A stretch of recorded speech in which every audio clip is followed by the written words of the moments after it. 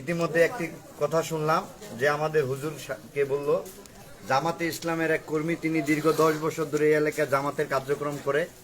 তিনি আজকে বলল যে বিএনপির লোকজন যদি ইমামতি করে তাদের পিছনে নামাজ পড়লে নামাজ হবে না, এবং সে কোরআনের রেফারেন্স দিছে। কোন সূরা ভাই? সূরা তওবা 73 নম্বর সূরা তওবার 73 নম্বর আয়াতে রেফারেন্স দিছে, এই হুজুরকে বলছে। আপনি কিছু বলেন। আর আমরা আমাদের এই ঠেকরপাড়া বাজারের বণিক সমিতির সাধারণ সম্পাদককে সাথে নিছি। আমরা এইখান থেকে জোরালোভাবে প্রতিবাদ করতেছি। উনি যদি এইটা রেফারেন্স সঠিকভাবে দিতে না পারে এবং বিএনপির কোনো লোক যদি ইমামতি করে তার পিছনে নামাজ হবে না, এটি জামাতে ইসলামের লোক বলছে। এখন আমরা 2 নং হাফিজাবাদ ইউনিয়নের আলেম সমাজ এবং পঞ্চগড় জেলার আলেম সমাজদের প্রতি দৃষ্টি আকর্ষণ এবং 2 নং হাফিজাবাদের যারা জামাতে ইসলাম করেন তাদের ঊর্ধ্বতন কর্মকর্তা, তাদের সিনিয়র নেতাদের প্রতি আমাদের অনুরোধ, আসলে কি এটা হয় যে যারা বিএনপি করে, যারা বিএনপির আলেম আছে তাদের পিছনে নামাজ পড়লে নামাজ হবে না? এটা আমাদেরকে সে পরিষ্কারভাবে বলে দিবে, বুঝাই দিবে। তার নাম হলো রুবেল, তার বাসা তেলিপাড়া, তার বাবার নাম হলো রহিম, সে তার বাবা একজন গ্রাম্য সরকার চৌকিদার। আমরা ঠেকরপাড়ার যুব সমাজ এবং তৌহিদি জনতা এবং বিএনপির নেতাকর্মীরা উত্তপ্ত, তাকে ধরবে বা তার সাথে আমরা কোনো কিছু করব না। আমরা এই সামাজিকভাবে প্রতিবাদ করলাম ঠেকরপাড়া বাজারের বণিক সমিতির সেক্রেটারিকে নিয়ে। হুজুর আপনার কি বলছে আপনি আরেকটু বলবেন। কোনো মিথ্যা বলার আমাদের কোনো দরকার নেই। আমাদের তারেক রহমানের একটা কথা, আমরা শান্তি সম্প্রীতির বাংলাদেশ গড়ব, আমরা শান্তি চাই। আমরা যদি সে যতটুকু রেফারেন্স দিচ্ছে, আমরা 2-4-5 জন আলেমের সাথে যোগাযোগ করছি, উনার কথা টোটালি ভিত্তিহীন, কিন্তু আমরা আক্রমণাত্মক হই নাই। আমরা শান্তির জন্য এই প্রতিবাদ করতেছি। আপনি সত্য কথা বলবেন, কাউকে অপ্রচার ভাবে ফাঁসানোর আমাদের কোনো উদ্দেশ্য নাই। সামনে আসেন, একবারে ক্লিয়ার সত্য কথা, ক্লিয়ার সত্য কথা বলুন। সামনে আসেন সাক্ষী। আসসালামু আলাইকুম ওয়া রাহমাতুল্লাহ। আমার নাম মোহাম্মদ ফজলুল হক।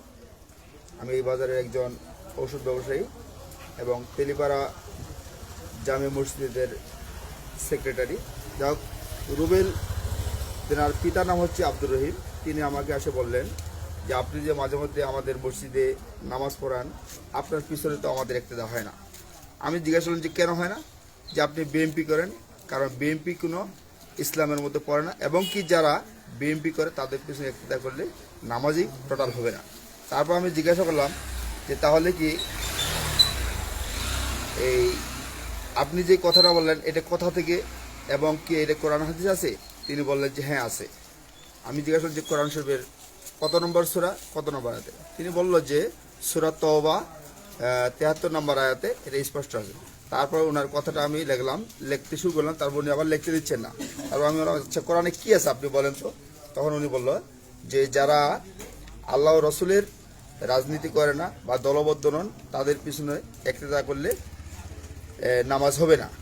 তারপরে আমি কোরআন শরীফ বাইর করলাম, ইসলামিক ফাউন্ডেশনের কোরআন শরীফ আমার দোকানের মধ্যে রয়েছে। এই কোরআন শরীফটি বাইর করার পরে ওনার এই আয়াতের সাথে কথার কোনো মিল হলো না। তারপর আমি বললাম যে দেখেন আপনি কি বললেন, এখানে কোরআন কি বলছে? উনি তখন কোরআন শরীফটা ভালো করে তাকা দেখতেছে, এটা কি আসল কোরআন না এটা অন্য কোরআন? আমি বললাম যে আসলে এটা তাফহিমুল কোরআন না, এটা হচ্ছে অরিজিনাল কোরআন, যেটা ইসলামিক ফাউন্ডেশন থেকে যে কোরআনটি করা হয়েছে। তারপর উনি বলল যে না, এটার ব্যাখ্যা বিশ্লেষণ আর অনেক আছে, এই আয়াতের অর্থ এটা হয়নি, বা এটা আপনি যে বলেন এটা কোরআন শরীফের সাথে এই আয়াতের এটা মিললে আসলেই যারা জামাত ইসলাম করবে না এদের পিছনে ইক্তেদা হবে না। এবং কিনা ইতিপূর্বেও কিন্তু উনি মসজিদে এরকম একটা কি আওয়াজ করেছিল যে যারা জামাত করবে না এদের পিছনে ইক্তেদা হবে না বা এদেরকে ইমামতিও দেওয়া যাবে না, এবং কি তারা দেওয়া নাই। যাই হোক, এমনকি উনি পরিষ্কার হয়ে উনি পরিষ্কার বিএনপির পিছনে ইক্তেদা হবে না, এটা আমাকে ডাইরেক্ট বলছে। ভাই এর মধ্যে এই যে ভাই ছিল, হ্যাঁ উনি এইভাবে বলছে যে বিএনপির লোকের পিছনে নামাজ হবে না। এটা কিন্তু উনি কোরআন হাদিসটা পড়ে উনি যেটা রেফারেন্স দিছে এটা অনেক প্রমাণ পাই নাই। তার ভিতর উনার একটা কথা যে বিএনপির ইমামের পিছনে নামাজ হবে না, এইটা তো পরিষ্কার। এটা পরিষ্কার, হ্যাঁ, এবং আমার পিছনে ওনা একটা, কারণ আমি আপনার বিএনপি পিছনে করি। হবে না, আপনি বিএনপি করেন। সাইম ভাই আপনিও তো বলেছেন আমাদের কোনো উদ্দেশ্য না যে কাউকে সামাজিকভাবে হাই প্রতিপন্ন করা। যারা ইসলামের নামে ব্যবসা করে আমাদের, আপনি ভাই ওই হিসাবে সত্য কথা বলেন যে উনি কি আসলে আমাদের যে ইমাম সাহেবের যে বললো যে উনার বলছে যে আপনার পিছনে নামাজ হবে না এবং বিএনপির যারা ইমামতি করে তাদের পিছনে নামাজ হবে না, এই কথা কি সত্য না মিথ্যা? তাহলে আপনারা কি মামা আপনি আসেন, আপনি তো দীর্ঘদিন ইমামতি করছেন বিএনপির পক্ষ থেকে, আসেন না পারে বলেন আপনি এটা বলছে উনি বলছে যে বিএনপির লোকের পিছনে নামাজ হবে না, ডাইরেক্ট ফতোয়া দিয়ে দিচ্ছে। লোকটা ধরো না, ধরো কই লোকটা মুখ দেখা পালাইতে পালাইতে ওই লোকটা ধরে পরে ওই লোকটা বন্ধ